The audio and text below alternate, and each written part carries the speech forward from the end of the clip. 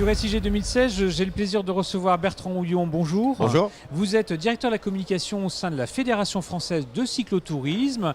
Voilà. Et nous allons ensemble en fait découvrir un nouveau site, une nouvelle application que vous avez développée en partenariat avec Esri France qui s'appelle Vélo en France. Le site s'appelle véloenfrance.fr. Tout d'abord, est-ce que vous pouvez nous présenter en fait votre fédération ? La Fédération française de cyclotourisme organise tout ce qui est randonnée à vélo en France.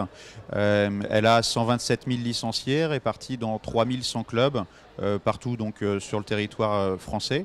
Elle organise très régulièrement des événements, des manifestations. Les clubs roulent tous les dimanches.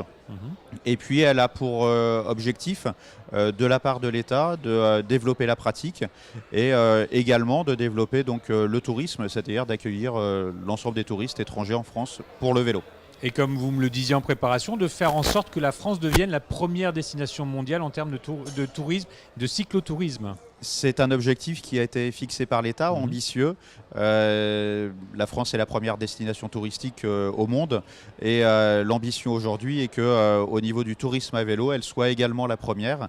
Là, on a tout un travail en fait, de visibilité, d'aménagement partout sur le territoire et la Fédération française du cyclotourisme travaille sur cette visibilité. Alors pour cela, en fait, vous avez commencé à penser aussi à la communication, des informations, en fait, des bases de données dont vous pouvez disposer au sein des clubs et également à la fédération dont son siège est situé à Ivry, je crois, C'est ça. Pas très loin d'ici. Donc vous avez repensé à cette communication il y a maintenant 2 ans, en refondant, en fait, en mettant en place une refonte de votre site internet. C'est exact. C'est-à-dire que l'ensemble de nos clubs, de nos licenciés, ont une richesse patrimoniale en quelque sorte assez conséquente, puisque l'ensemble de nos clubs sortent tous les dimanches, donc ils ont des circuits déjà rien qu'autour de chez eux. Ils ont également développé des circuits à travers la France pour pouvoir visiter le territoire. Et toute cette base de données n'existait pas sur le web. Elle existait par le bouche à oreille à l'intérieur de nos clubs. Et pour la rendre visible, et donc pour apporter à l'attrait de la France, on a choisi tout simplement de les répertorier dans un même site.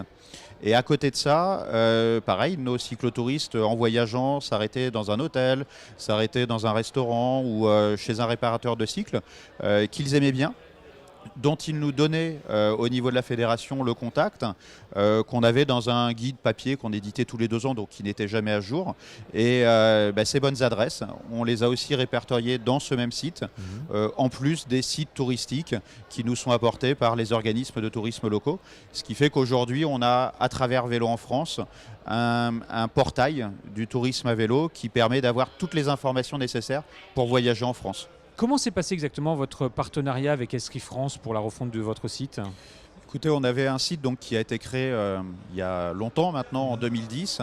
Et ce site avait une ergonomie de 2010, donc avec une vraie difficulté pour pouvoir trouver l'ensemble de l'information. Une arborescence qui était très très difficile. Et puis on travaillait sur différentes bases de données qui n'avaient pas forcément de lien les unes avec les autres. Donc voilà, compliqué à administrer et compliqué pour le visiteur. Et donc on a fait le choix de refondre totalement ce site.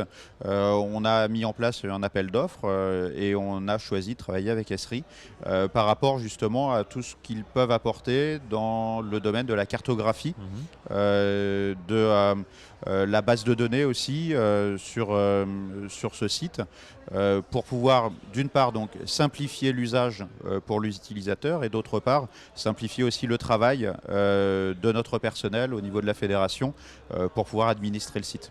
Techniquement, le site repose sur quelle solution Esri ? Qu'est-ce qui travaille derrière en termes de cartographie ? Alors on est sur Argis Online et ensuite on a différents fonds cartographiques qui sont présentés sur le site et puis sur la base de données également, qui est sur le même domaine. Alors ce qui est intéressant en fait, c'est que le site évolue en fur et à mesure de l'envoi en fait, de nouveaux parcours qui vous sont envoyés par les clubs et par les adhérents. Comment est-ce que vous avez travaillé là-dessus ? Je crois que vous avez mené un partenariat avec un fabricant de GPS pour justement remonter ces données. Voilà, depuis le début, on a choisi de centraliser l'ensemble des données au niveau de la fédération. Donc on a un bureau Vélo en France composé de 2 personnes qui est chargé de récupérer les données qui nous proviennent de nos clubs, de nos comités départementaux, qui travaillent en lien avec les organismes de tourisme locaux pour pouvoir donc créer la boucle ou le grand itinéraire sous format GPX. Ils peuvent aussi nous les envoyer sous format PDF, mais c'est beaucoup moins utilisé maintenant aujourd'hui. Ils nous font un texte descriptif, des photos de qualité. Ils envoient tout ça donc au bureau Vélo en France, qui les vérifie et qui les met en ligne automatiquement. On a aussi en parallèle développé un partenariat avec un fabricant de GPS qui est TUNAV. Et dans le cadre de ce partenariat, on a développé des formations pour nos licenciés, pour leur apprendre à utiliser un GPS. Et puis pour nos clubs et comités départementaux, leur apprendre aussi à récupérer des données sur le terrain pour pouvoir nous les transmettre. D'accord. Et ce sont des relevés en fait qui consistent en quoi? Relever les points du parcours, relever les points d'intérêt aussi? Alors, nos traceurs, en quelque sorte, relèvent donc l'ensemble du circuit. Ils peuvent aussi relever pendant leur circuit des points d'intérêt. Mais ça, on le travaille plus particulièrement avec les offices de tourisme ou les comités départementaux de tourisme. Et puis, ils prennent aussi des photos. Sur le parcours, des choses jolies. Ils nous signalent où ça se trouve aussi sur le parcours pour qu'on puisse au maximum les cibler sur l'ensemble.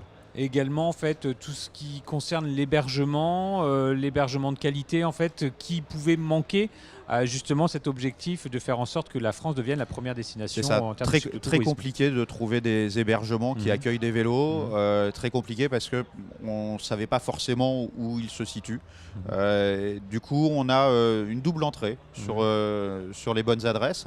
La première entrée, c'est le partage de trésors de la part de nos licenciés qui visitent un lieu, qui nous font remonter l'information. Ensuite, on contacte l'hébergeur ou le restaurateur ou le réparateur de cycle.